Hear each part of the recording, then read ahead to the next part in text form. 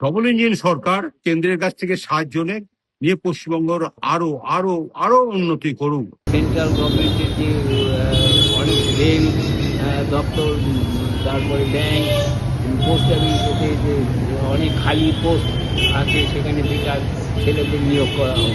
মুখ্যমন্ত্রী হওয়ার পর শুক্রবার প্রথমবারের জন্য মুর্শিদাবাদে আসছেন শুভেন্দু অধিকারী। প্রশাসনিক বৈঠকের পাশাপাশি সভাও করবেন। ইতিমধ্যেই শুরু হয়েছে মুখ্যমন্ত্রীর সফরের জোরদার প্রস্তুতি। মুখ্যমন্ত্রীর সফর ঘিরে সাধারণ মানুষের প্রত্যাশাও অনেক। মুখ্যমন্ত্রীর সফরের আগে কি চাইছেন মুর্শিদাবাদ জেলার মানুষ? চেষ্টা করছি পুরনো হসপিটাল আবার চালু হোক, তারপরে এখানকার যে পরিবেশটা সুস্থভাবে থাকুক, আর কর্মসংস্থান হোক। যে উন্নয়ন ছাড়া মানুষ বাঁচতে পারবে না। সাধারণ লোকের বেকার সমস্যার সমাধান করুক। বেকার সমস্যাটাই হলো আসল ব্যাপার, ঘরে ঘরে বেকার, যার ফলে আজকে নানান রকম দুর্নীতি দেখা দিচ্ছে।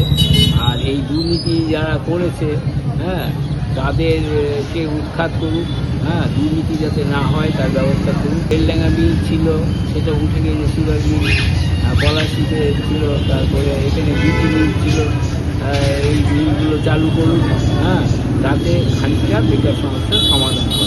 সেটা চুক্তিভিত্তিক এবং অস্থায়ী কর্মচারী যারা আছে তাদের একটু পার্মানেন্ট যদি করা যেত এবং ওদের মায়না টায়না গুলা যদি একটু বাড়ানো যেত, ওরা খুব ভালো হতো। ওরা খুব দুর্নীতিতে ভুগছে, মানসিকতায় খুব ভুগে দেখেছে, লক্ষ্য করে, এবং তারা যথেষ্ট কাজও করে। তাদের একটু ব্যাপারটা একটু দেখলে খুব ভালো হয়।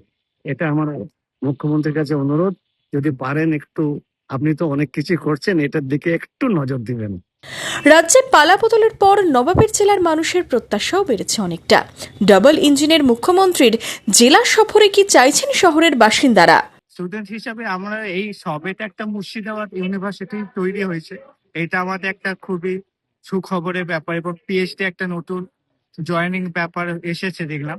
তাই আশা রাখি এটা যদি আরো উন্নত মানের হতে থাকে, যেটা মানে বাইরে থেকে স্টুডেন্টরা যদি এখানে পড়তে আসতে চায়, মানে পড়ার সুযোগ হয়, সেটা আমাদের পক্ষে একটা খুবই ভালো সুখবরের ব্যাপার হবে।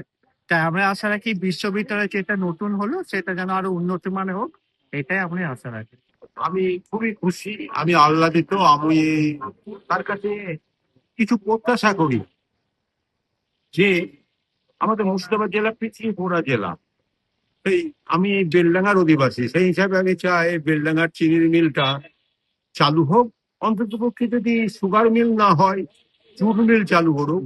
আমাদের মুর্শিদাবাদ জেলার ঐতিহ্যবাহী সম্পদ হচ্ছে পাট, সেই পাট শিল্প তৈরি হোক, পাটের জুটের উপর প্রচুর কলকারখানা হোক, অনেক ছেলে পেলে চাকরি পাবে।